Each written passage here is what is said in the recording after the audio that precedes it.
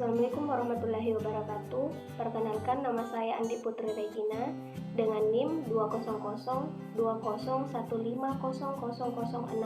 dari Program Studi Pendidikan Teknik Bangunan. Sebelumnya, saya mengucapkan banyak terima kasih kepada dosen mata kuliah Konstruksi Jalan Raya 2 yang telah memberikan tugas ini sehingga dapat meningkatkan semangat kami atau sebagai acuan dalam kami mengerjakan tugas selanjutnya. Nah, pada kesempatan kali ini tema presentasi saya adalah mengenai elemen perkerasan jalan.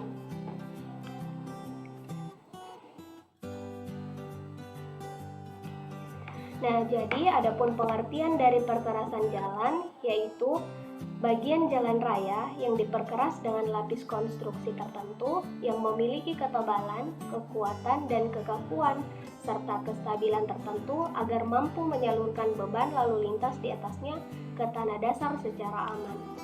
Kemudian adapun pengelompokan struktur jalan, yang pertama adalah struktur jalan lentur dan yang kedua adalah struktur jalan kaku. Yang pertama saya akan membahas mengenai struktur jalan lentur. Nah, jadi struktur jalan lentur, struktur perkerasan jalan lentur dibuat secara berlapis dan terdiri dari elemen perkerasan seperti pondasi bawah atau sub-base course, lapisan pondasi atas atau base course, lapisan permukaan atau surface course yang dihampar pada tanah dasar atau subgrade.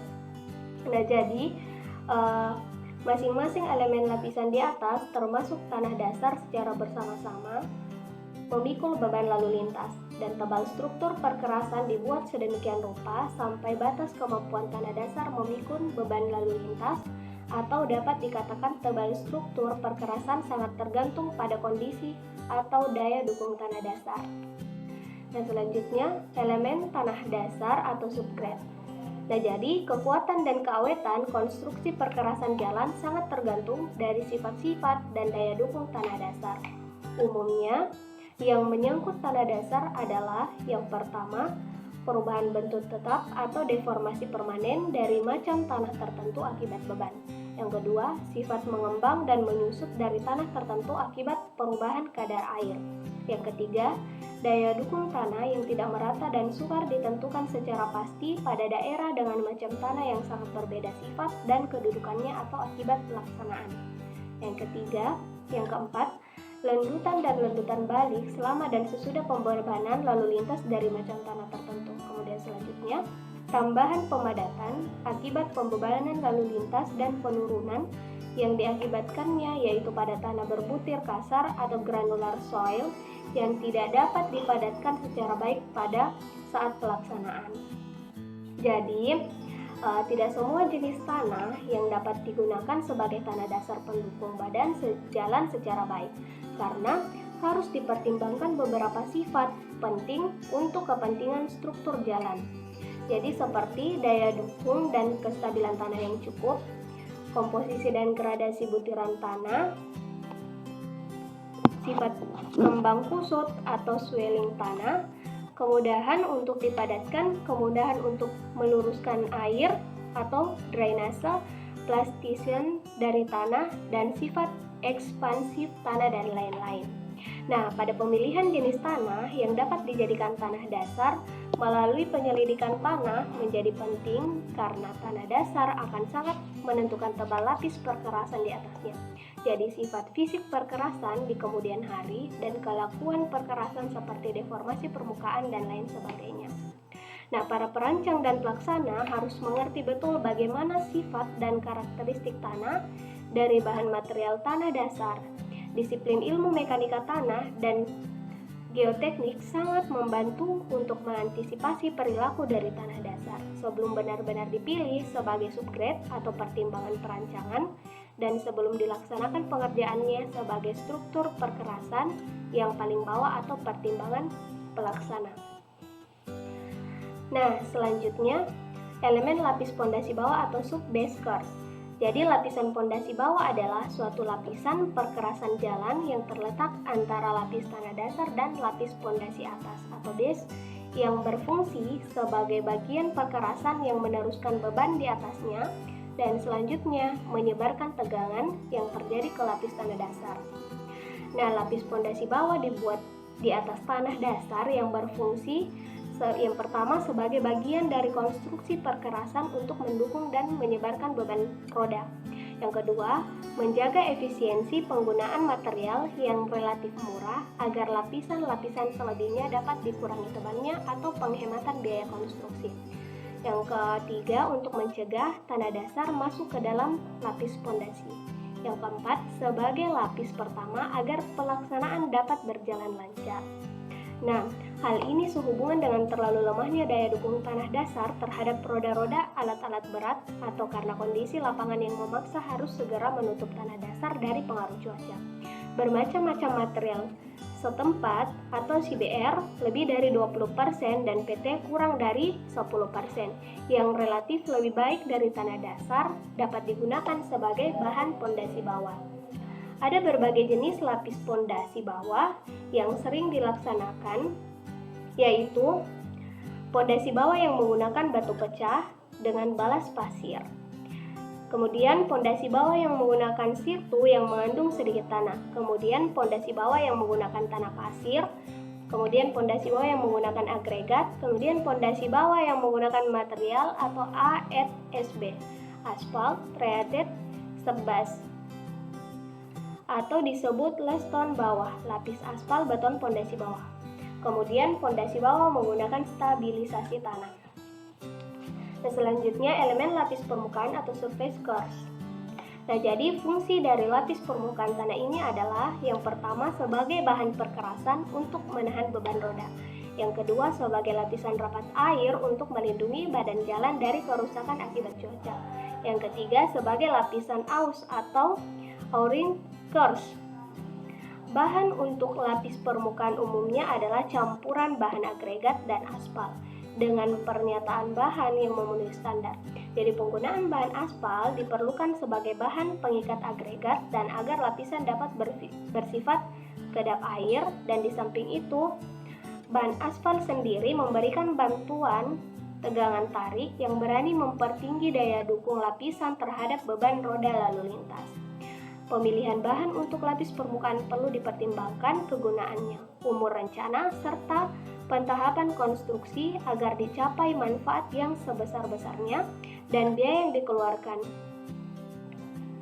Nah, bahan-bahan umum yang dapat digunakan untuk permukaan adalah yang pertama asphaltic concrete, yang kedua hot roller aspal, yang ketiga les butak atau lapisan aspal beton agregat campuran dingin, kemudian yang keempat lapen atau lapisan penetrasi makadam, yang kelima latasbun, lapis tipis aspal beton murni, yang keenam latasir lapisan tipis aspal pasir, 7 buras laburan aspal, 8 burda laburan aspal 2 lapis, dan burto laburasan aspal 1 lapis, 9 SMA split mastic aspal, 10 BMA Bioton ZZ mastic aspal, dan lain-lain. Nah, sifat spesifik dari beberapa elemen permukaan tersebut akan saya jelaskan sedikit. Jadi, burtu atau laburan aspal 1 lapis adalah lapisan penutup yang terdiri dari lapisan aspal yang ditaburi dengan 1 lapis agregat bergradasi seragam dengan tebal maksimum 20 mm. Jadi fungsi burtu adalah membuat permukaan tidak berdebu, mencegah masuknya air dari permukaan perkerasan, memperbaiki tekstur permukaan perkerasan. Jadi sifat burtu, kedap air, kenyal, tidak mempunyai nilai struktur, dan tidak licin. Selanjutnya burda atau laburan aspal 2 lapis. Nah, ini adalah lapisan penutup yang terdiri dari lapisan aspal yang ditaburi dengan lapis agregat dikerjakan 2 kali secara berurutan atau tebal padat maksimum 35 mm. Jadi fungsi burda sama dengan fungsi burtu dan sifatnya juga sama dengan sifat burtu. Nah, lapen atau lapisan penetrasi makadam merupakan lapisan perkerasan yang terdiri dari agregat atau batu pokok dan batu pengunci bergradasi terbuka dan seragam yang diikat oleh aspal dengan cara disemprotkan atasnya dan dipadatkan lapis demi lapis. Nah, bila akan dipakai sebagai lapis permukaan, diberi laburan aspal dengan batu penutup. Fungsi dari lapen dapat digunakan sebagai lapis permukaan atau sebagai lapis fondasi. Sifat-sifat lapen: kurang kedap air. Kekuatan utama didapat dari mekanisme saling mengunci antara batuan pokok dan pengunci, mempunyai nilai struktural, cukup kenyal, dan mempunyai permukaan kasar. Nah, selanjutnya lasbutat atau lapis asbuton agregat. Nah, ini merupakan lapisan yang terdiri dari campuran antara agregat, asbuton, dan bahan lunak diaduk, dihampar, dan dipadatkan secara dingin. Nah, fungsi lasbutat sebagai lapis permukaan atau lapis aus, melindungi lapis di bawahnya dari air dan cuaca, menyediakan permukaan yang rata. Sifat lasbutat yaitu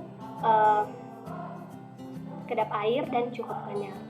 Buras laburan aspal merupakan lapisan penutup terdiri dari lapisan aspal, taburan pasir dengan ukuran butir maksimum 3/8 inci. Fungsi buras tidak berdebu, kedap air, tidak licin, dan mencegah lepasnya butiran agregat akibat lalu lintas. Sifat buras tidak mempunyai nilai struktural, kedap air, tidak licin, mengikat butir halus dan kenyal.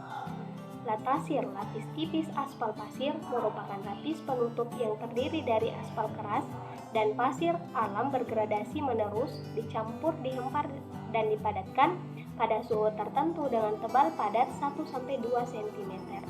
Fungsi latasir sebagai lapis penutup, sebagai lapis aus, menyediakan permukaan jalan yang rata dan tidak licin. Sifat latasir, kedap air dan kenyal, tidak mempunyai nilai struktural, peka terhadap penyimpangan perencanaan dan pelaksanaan, tahan keausan akibat geseran ban lalu lintas, dan tahan terhadap pengaruh cuaca. Latas bom, lapis tipis asbuton murni, merupakan lapis penutup yang terdiri dari campuran asbuton dan bahan pelunak dengan perbandingan tertentu yang dicampur secara dingin dengan tebal padat maksimum 1 cm. Fungsi latas boom sebagai lapis penutup untuk mencegah masuknya air dari permukaan ke dalam struktur perkerasan. Sifat latas boom, kedap air dan kenyal, tidak mempunyai nilai struktural, dan cukup awet.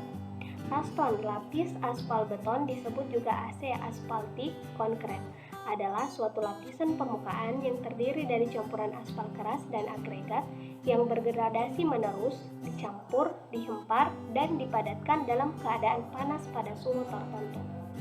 Nah, sifat laston, kedap air, mempunyai nilai struktural, awet, mempunyai kadar aspal 4-7% terhadap berat campuran, dapat digunakan untuk lalu lintas ringan, sedang, sampai berat. Nah, latastion, lapis tipis aspal beton atau HRS hot rolled sheet.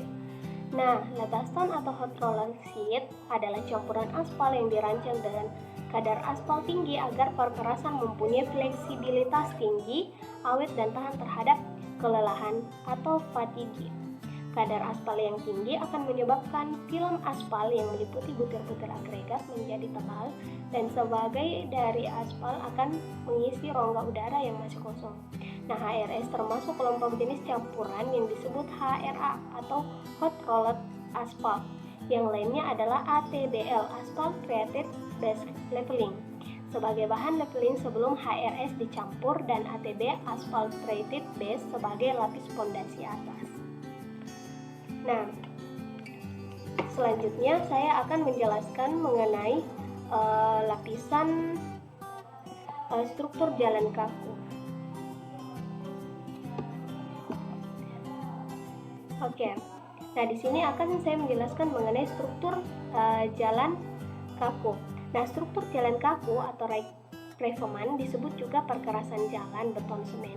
Dapat dilaksanakan pada kondisi daya dukung tanah dasar yang kurang baik atau kecil, misal berkisar 2%, atau beban lalu lintas yang harus dilayani relatif besar. Maka dibuat solusi dengan konstruksi perkerasan kaku atau paraveman, atau disebut juga perkerasan beton semen karena bahan dasar terbuat dari beton semen. Nah, struktur perkerasan kaku terdiri atas plat beton yang diletakkan pada lapis fondasi bawah yang menumpu pada tanah dasar dengan atau tanpa lapis permukaan beraspal di atasnya. Nah, perkerasan beton semen dibedakan ke dalam 5 jenis, yaitu perkerasan beton semen bersumbung tanpa tulangan atau BBTT, atau JUCP, Joined Unreinforced Concrete Pavement. Yang kedua, perkerasan beton semen bersambung dengan tulangan, BBDT, JRCP, Jointed Reinforced Concrete Pavement. Yang ketiga, perkerasan beton semen menerus dengan tulangan, BMDT atau CRCP, Continuous Reinforced Concrete Pavement. Yang keempat, perkerasan beton semen perstekan atau PRCP, Per-stress Reinforced Concrete Pavement. Yang kelima, perkerasan beton semen fibre atau VRCP, Fibre Reinforced Concrete Pavement. Nah, oke, selanjutnya elemen tanah dasar. Nah, dalam struktur perkerasan beton semen, tanah dasar hanya dipengaruhi tegangan akibat beban lalu lintas dalam jumlah relatif kecil, akan tetapi daya dukung dan keseragaman tanah dasar sangat mempengaruhi keawetan dan kekuatan perkerasan kaku. Nah, untuk memperoleh daya dukung dan keseragaman, maka dalam pelaksanaan konstruksi perlu diperhatikan faktor-faktor kadar air, pemadatan harus pada kondisi kadar air optimum, kepadatan dan perubahan kadar air selama masa pelayanan. Nah, daya dukung tanah dasar pada konstruksi perkerasan beton semen ditentukan berdasarkan nilai CBR atau in situ sesuai dengan SNI 031731 189 atau CBR laboratorium sesuai dengan SNI 031744 1989. Dapat juga didasarkan modulus subgrade bila dibandingkan fungsi tanah dasar pada perkerasan lentur secara relatif. Fungsi tanah dasar pada perkerasan kaku atau beton semen tidak terlalu menentukan, dalam arti kata bahwa perubahan besarnya daya dukung tanah dasar tidak berpengaruh terlalu besar terhadap ketebalan plat beton. Nah, selanjutnya elemen lapis pondasi bawah. Nah, hanya ada satu lapis pondasi, yaitu lapis pondasi bawah. Karenanya dapat juga langsung disebut sebagai lapis pondasi. Pada umumnya fungsi lapis pondasi bawah atau subbase untuk struktur perkerasan kaku tidak berfungsi terlalu struktural. Dalam arti kata, keberadaannya tidak untuk menyumbangkan nilai struktur terhadap tebal pada plat beton. Menyediakan subbase dengan harapan berinteraksi dengan subgrade dalam usaha mengurangi tebal plat beton adalah tidak ekonomis. Nah, lapis pondasi pada perkerasan kaku mempunyai fungsi utama sebagai lantai kerja dan uniform, di samping fungsi lainnya yaitu sebagai berikut: mengendalikan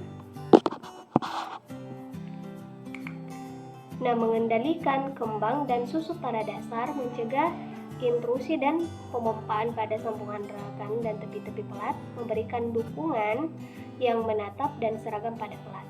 Nah, permukaan subbase yang tidak rata akan menyebabkan ketidakrataan pelat beton yang dapat memicu timbulnya keretakan pelat.